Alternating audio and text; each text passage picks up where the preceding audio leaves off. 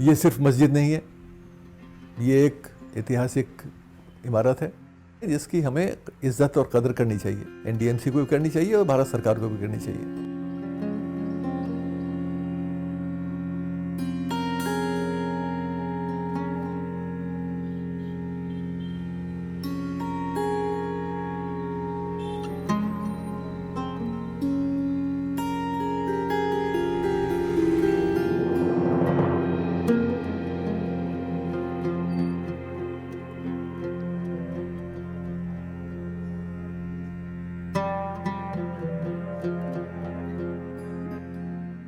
250-300 साल पहले बहुत सारी मकानात थे, रिहाइश की जगह थी, लोग रहते थे।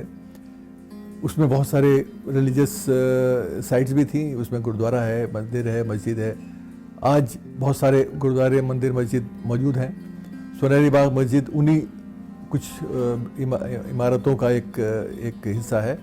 ब्रिटिश सरकार ने 1912 में जब प्लान किया शिफ्ट करने का, 1911-12 में, तो उसमें बहुत सारी चीज़ें ऐसे प्लान की गई कि पुराने स्ट्रक्चर्स कुछ बाकी रखे जाएं, उनको मॉडर्न जो नई दिल्ली बनेगी उसके अंदर किस तरह से मर्ज किया जाए। उस प्लान के तहत कुछ स्ट्रक्चर्स को गिराया गया। बहुत सारे मकान थे वो सब वहाँ से गायब हो गए। जो बहुत अहम स्ट्रक्चर्स थे, गुरुद्वारे थे, मंदिर थे, मस्जिद थी, उनको बाकी रखा गया। सुनहरी बाग मस्जिद उन्हीं मस्जिदों में से एक है। तो इसका ये तारीखी एक हिस्ट्री भी है और अहमियत भी है।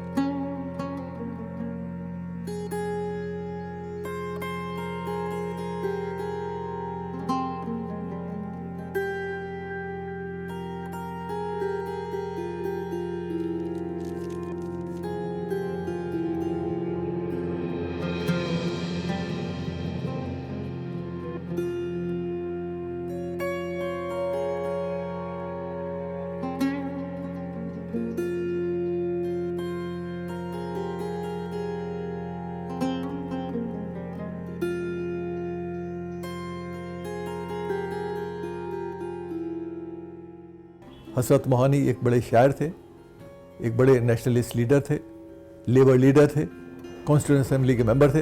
वो जब भी मीटिंग्स में आते थे वो इसी मस्जिद में रहते थे, इसी में सोते थे। अपना जो सरकारी उनका घर था, दिया गया था उनको रहने के लिए, उसका इस्तेमाल उन्होंने कभी नहीं किया। इसी मस्जिद में सोए।